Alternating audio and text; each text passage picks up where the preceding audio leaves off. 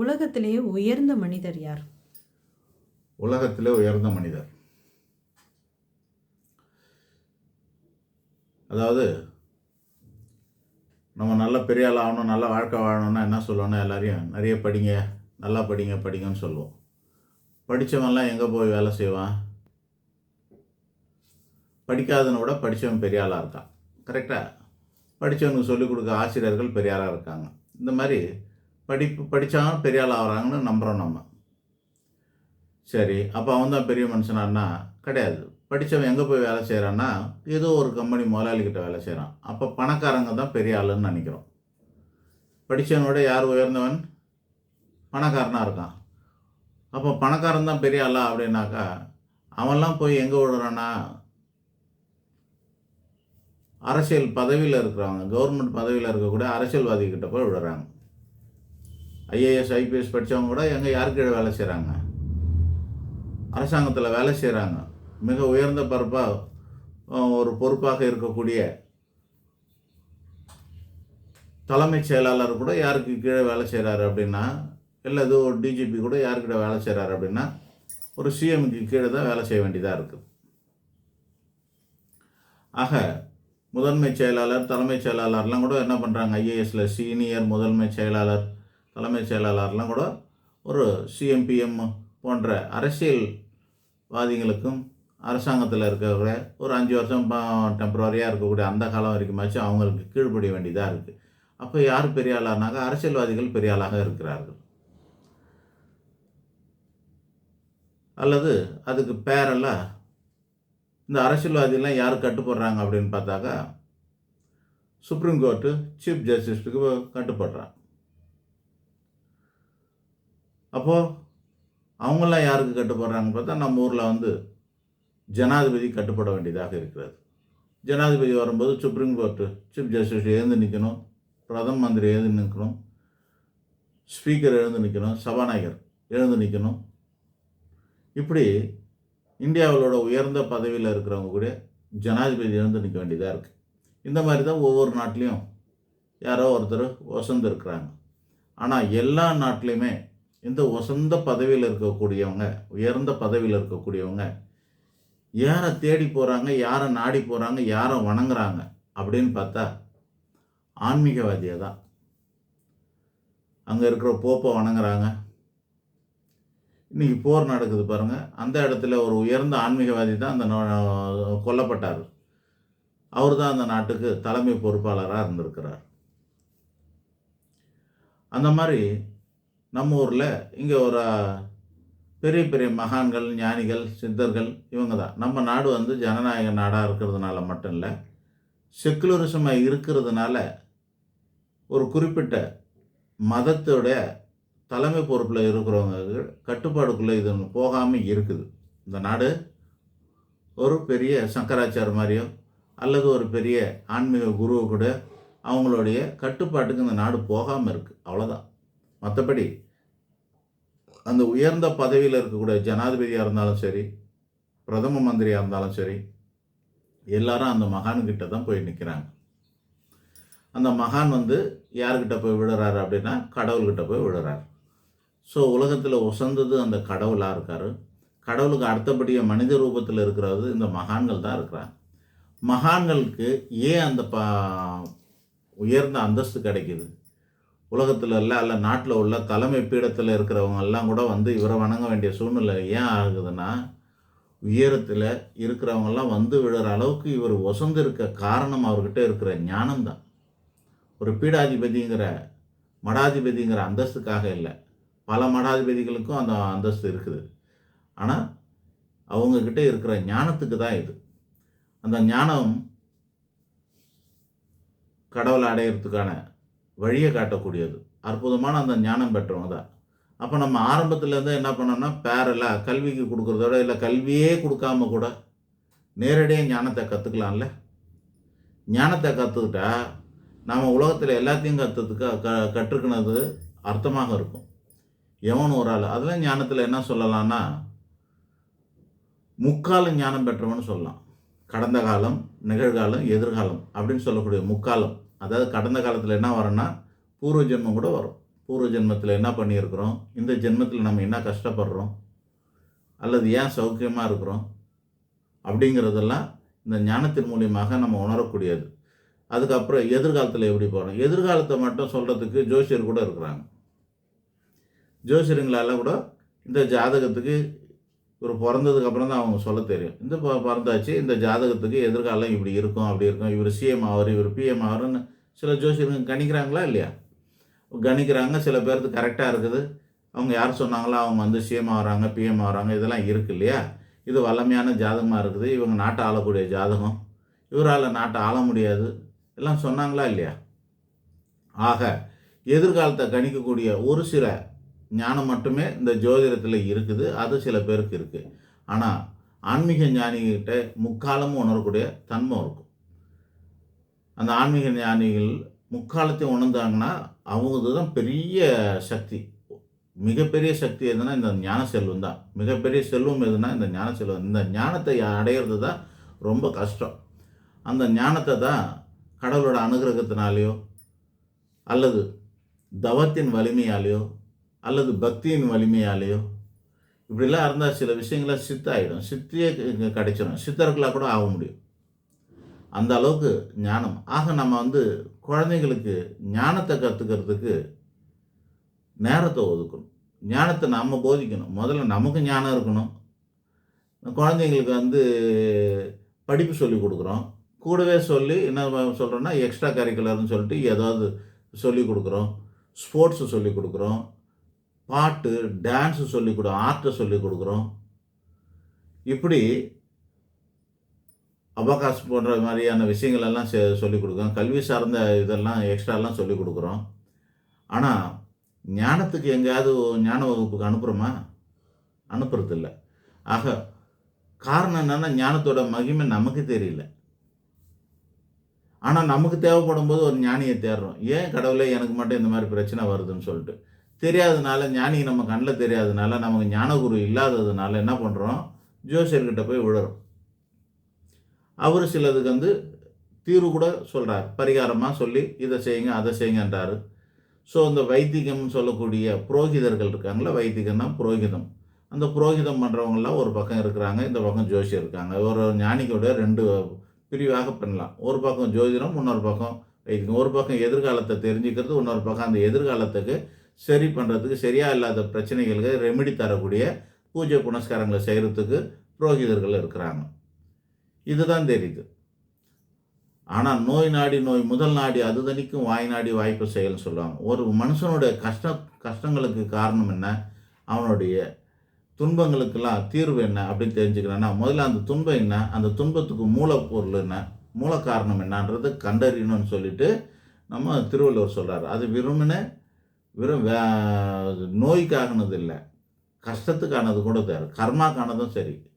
என்னத்துக்காக ஒரு அண்ணன் தம்பி இருக்காங்க, அதில் ஒரு அண்ணன் மட்டும் ரொம்ப ஓஹோன்னு இருக்கான், ஒரு பிரதர் மட்டும் ஒரு ஓஹோன்னு இருக்கிறான், ஒரு சகோதரர் மட்டும் அமோகமாக இருக்கிறான் அப்படின்னா, இன்னொரு சகோதரர்கள் சகோதரிகள்லாம் வந்து அவங்க மேலே பொறாமெல்லாம் படக்கூடாது. அவங்களுக்கு என்ன தெரியணும், ஒரு அடிப்படை ஞானம் இருக்கணும்.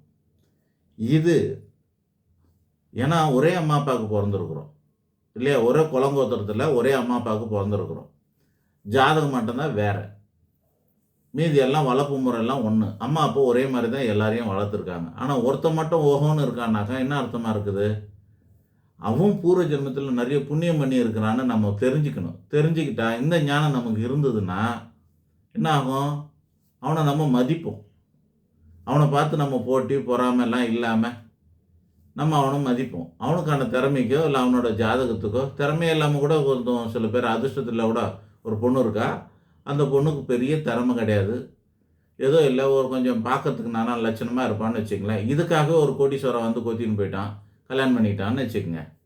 என்ன அர்த்தம், அது அங்கே போய் சொகுசாக வாழுது அப்படின்னா என்ன, நம்ம அதை பார்த்து இன்னொரு சகோதரிகளை அவங்கள பார்த்து பொறாமப்படலாமா? ஏன் இதை சொல்கிறேன்னா, இந்த மாதிரி எனக்கு தெரியும். இங்கே ஒரு 3 சகோதரிகள் இருக்காங்க. அதில் முதல் சகோதரி வந்து சென்னையில் இருக்கிற பிரபலமான ஒரு இட்லி கடைக்கு முதலாளி கல்யாணம் பண்ணிக்கிட்டாங்க, பெரிய ஆளாக. இன்னொரு ஆளும் அது மாதிரி வேற ஒரு துறையில் பெரிய ஆளை கல்யாணம் பண்ணிக்கிட்டாங்க. மூணாவது இல்லை, அதுதான் முதல் சிஸ்டரு. அந்த சிஸ்டர் மட்டும் சாப்பாடு கூட வழி இல்லாமல் போய் ஒரு ஆசிரமத்திலாம் தங்கியிருந்தாங்க. நான் அவங்களுக்கு வந்து கைட் பண்ணி இன்றைக்கி அதுக்கு நல்லா இருக்கிறாங்க. இன்றைக்கி ஓரளவுக்கு இருக்காங்க. ஒன்றும் அவங்க அளவுக்குலாம் இல்லை, அவங்க அளவுக்கு கார் பங்களாவோடலாம் இல்லை. ஆனால் இவங்க ஏதோ அவங்கள நடத்துகிற அளவுக்கு, குடும்பம் நடத்துகிற அளவுக்கு சில போதுமான அளவுக்கு சம்பாதிக்கிறதுக்கு வழி பண்ணி வச்சுருக்காங்க. இதுக்கு என்ன காரணம்?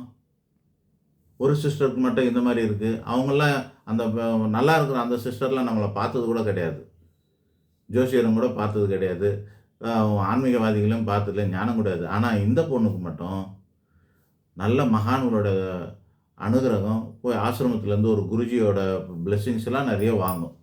ஆனால் அதுதான் கஷ்டப்படுது. அப்போது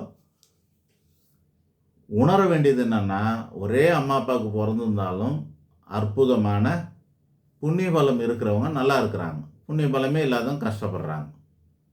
இது நம்ம புரிஞ்சுக்கணும். அதே போல் கஷ்டப்படுறவங்கள பார்த்தா என்ன பண்ணணும்? கேவலமாக சொல்லக்கூடாது. உன் புத்திக்கு நீ இப்படி தான் வாழற, அப்படி தான் வாழறன்னு. ஒருவேளை புத்தி சரியில்லைன்னா அது ஓகே தான். ஆனால் இயல்பாக நடக்கும். பிறக்கும்போது ஒரு குழந்தைக்கு கை கால் இல்லை, மூளை வளர்ச்சி இல்லாமல் எல்லாம் பிறக்குதா இல்லையா? அதெல்லாம் இயல்பு தானே. அப்போ அது எதனால் வருது? பூர்வ ஜென்ம பாவ புண்ணியத்தின் காரணமாக தானே இந்த மாதிரிலாம் அமையுது. ஏற்ற இறக்கத்தோடு பிறக்கிறது என்ன? பிறப்போக்கும் எல்லா உயிருக்குன்னு சொல்கிறாருன்னு எல்லாத்தையும் பிடிச்சின்னு கட்சிக்காரங்களாம் அதுக்கு டைட்டிலாக வச்சுக்கின்னு அவங்கவுங்க அரசியல் நடத்துகிறாங்க. ஆனால் பிறப்போக்கும்ன்றது எப்படி இருக்கும்? ஒரு பிறப்பில் அக்கா வந்து நல்லா பிறந்திருக்கிறா, தங்கச்சிக்கு வந்து பேச்சுவார்த்தை இல்லை, கை கால் இல்லை, மூளை வளர்ச்சி இல்லாமல் பிறந்திருக்குன்னா இது எப்படி பிறப்பு ஒக்கும்? இது எப்படி ஒன்றா சொல்கிறது? ஒரே மாதிரி எப்படி ரெண்டு பேரும் ட்ரீட் பண்ண முடியும்? பண்ண முடியாதுல்ல. இவங்களோட கர்மாக்கத்த பலன் இது, அவங்களுடைய கர்மாக்கத்த பலன் அது. அப்படி தானே கொடுக்குறான். ஆக இந்த பாதிக்கப்பட்டு பூர்வ ஜென்ம காரணத்துக்காக கொஞ்சம் கஷ்டப்படுறவங்களாம் இருந்தாங்கன்னா அவங்க மேலே நம்ம இரக்கத்தோடு தான் நடந்துக்கணும்.